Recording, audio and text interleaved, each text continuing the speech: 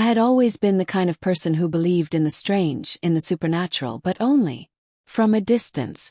I enjoyed the thrill of ghost stories, the adrenaline of a good horror film, but I never really thought any of it would touch me. Guess I was naive.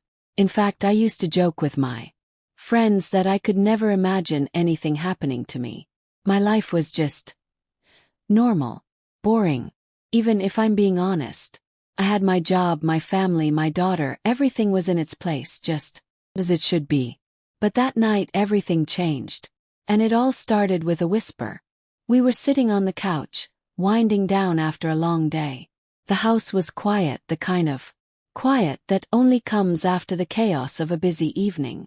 My daughter, Sarah, was on the floor, playing with her dolls, and I was curled up on the couch, flipping through some emails on my phone. The soft hum of the house, the occasional creak of the floorboards, the distant sound of the wind outside, it all made me feel safe. It was one of those moments where you don't realize how much you take for granted until something disrupts it, until everything changes. I heard her voice then, soft and trembling, just above a whisper. "Mom." I looked down at Sarah, thinking she needed something, maybe a glass of water, or was asking me about one of her toys. But when I saw her face, my stomach dropped. Her cheeks were pale, almost ghostly white. Her eyes, normally bright and full of life, were dull, clouded. In her expression, there was something in her eyes that unsettled me. It was as if she wasn't there, as if she was somewhere far, far away. "Sarah," I said, my voice trembling. "What's wrong, sweetie? Are you feeling okay?" She didn't respond at first. Her mouth moved, but no words came out. Then slowly she turned toward me. The air in the room seemed to grow colder, the silence more intense, like something was about to happen. I didn't know what it was, but instinctively, I knew something wasn't right. My heart was racing now, and I stood up, moving toward her. And then she whispered again, and the words she spoke were the ones that would haunt me forever. There inside froze. The room seemed to warp, the shadows around me deepening, stretching as though they were alive. I could feel my chest tightening, the panic rising in my throat, but I couldn't move. I couldn't breathe. My mind was racing, trying to make sense of what she had said. What did she mean by that? Who was inside? What was happening to her? And then it happened. The first insect crawled from her eye. At first it was small, barely noticeable, just a tiny dark speck. But it was enough to send a wave of terror crashing through me. I stepped back, my legs trembling, my mind in overdrive as I tried to comprehend what I was seeing. My daughter, my sweet little girl, had something crawling from her eye. Something I had never seen before. I screamed, unable to control myself, the noise breaking the silence of the room. "Sarah!" shouted, but my voice was hoarse, desperate. "What's happening? What's wrong?" Before I could even take a step forward, her mouth opened, and a swarm of insects poured out. I couldn't move. I couldn't breathe. My eyes were fixed on the scene before me, but everything felt like it was happening in slow motion. The bugs, black and grotesque, poured from her mouth, her eyes crawling down her neck, her hands twitching like they were being controlled by something far beyond me. I could see them, small beetles, ants, and something larger, something that made my stomach lurch. They covered her, they crawled over her skin as if she were the source, the home for them. Her eyes locked onto mine, and it was like I wasn't even there. She was still my daughter, but at that moment she was something else entirely. Her body shuddered, a convulsion that looked painful, and I could hear a low, unnatural growl escape her throat. It was a noise I couldn't describe, something primal and terrifying. It wasn't her voice, not anymore. "Help me," she whispered, the words barely audible, but they were still there, her voice calling out through the chaos. I couldn't process it. I couldn't. I had to be dreaming, right? This couldn't be real. There was no way my daughter was really changed like this. I had to be hallucinating. Maybe I had fainted. Maybe I was sick. But no. No, this was real. My heart hammered in my chest, and I could feel the adrenaline rushing through my veins, every muscle in my body frozen. And then the bugs began to multiply. They grew, shifted.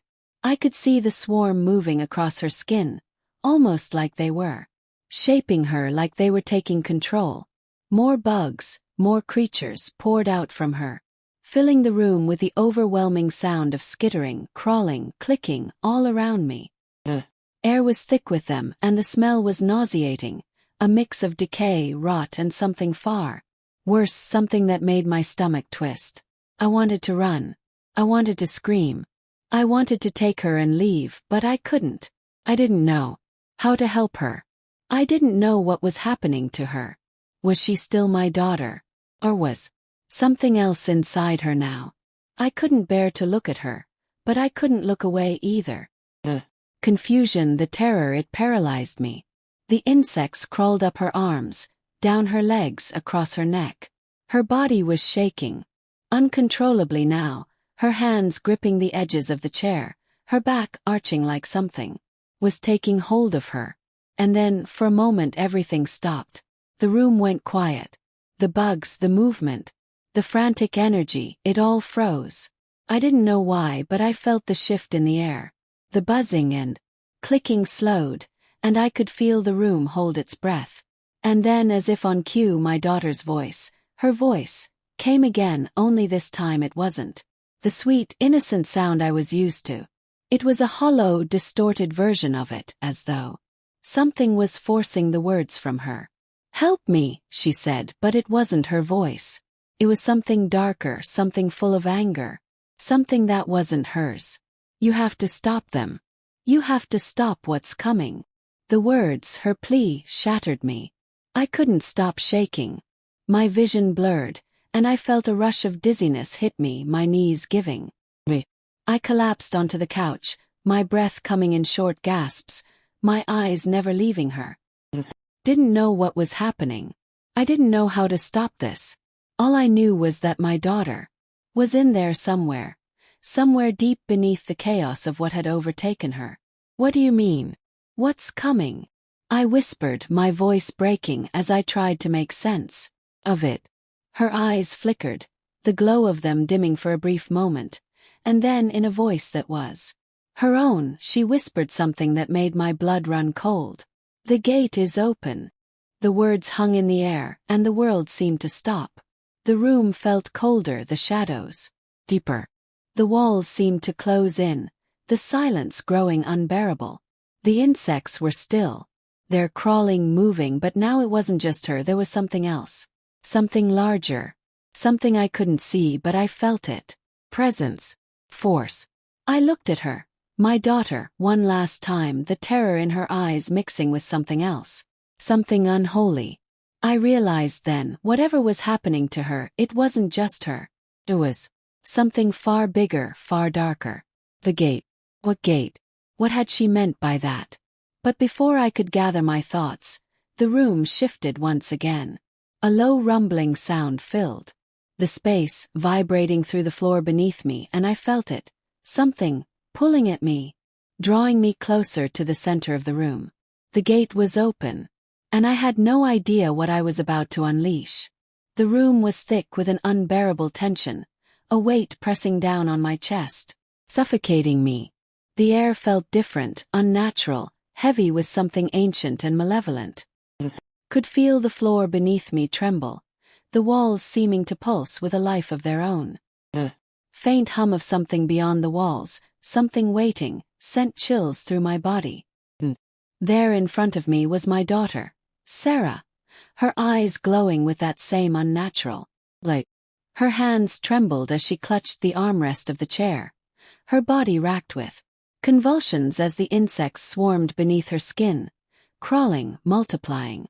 "Stop them," she whispered again, her voice barely audible through the sound of the creatures. "You have to stop what's coming." Her voice cracked on the last word, and I knew deep down she wasn't in control anymore.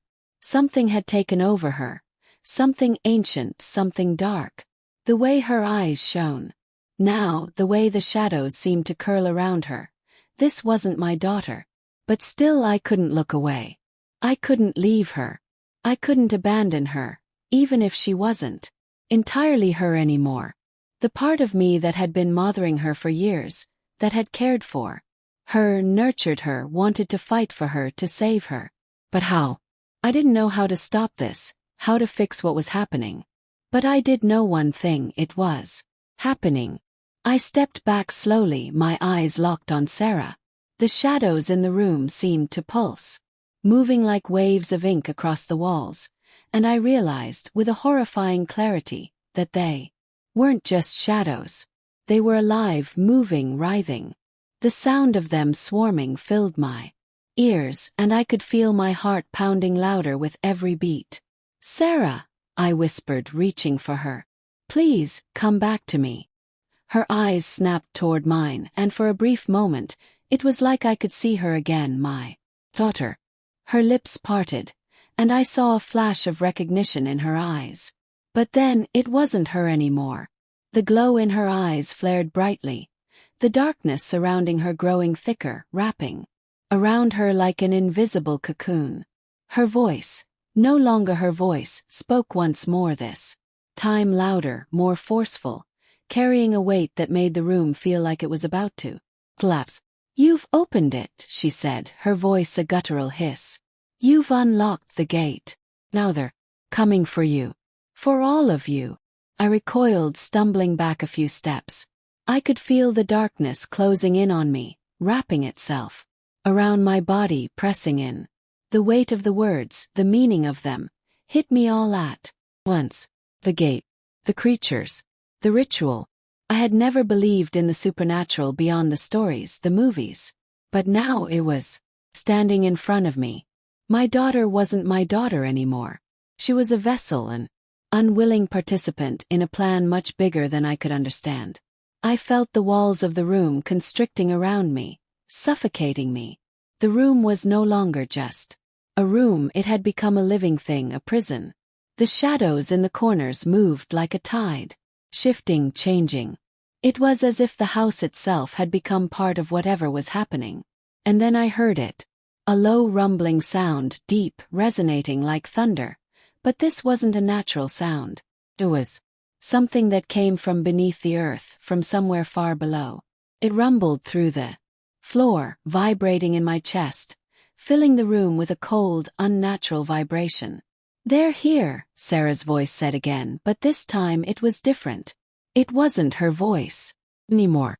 It was something else, something unnatural. The words were a command now, an order. The darkness around her shifted with every syllable she spoke. I turned, my gaze frantically searching the room, trying to find some way out, some escape from this nightmare. The door was still behind me, but I couldn't move. My legs were frozen, weighed down by the horror that surrounded me. The shadows, they were everywhere now, crawling up the walls, creeping into the corners of the room like they were seeking something, searching for something to claim, something to devour. I turned back to Sarah, my heart breaking. This wasn't my daughter. It couldn't be. The shadows began to move toward me. Not in a random way, no. They were purposeful. They were hunting. I couldn't breathe. I couldn't think. It felt like the very air had thickened, the pressure in my chest, making it almost impossible to move. The whispers, no, the voices began to rise again. It was like the house had become a vessel for something far darker, and I was its unwilling passenger.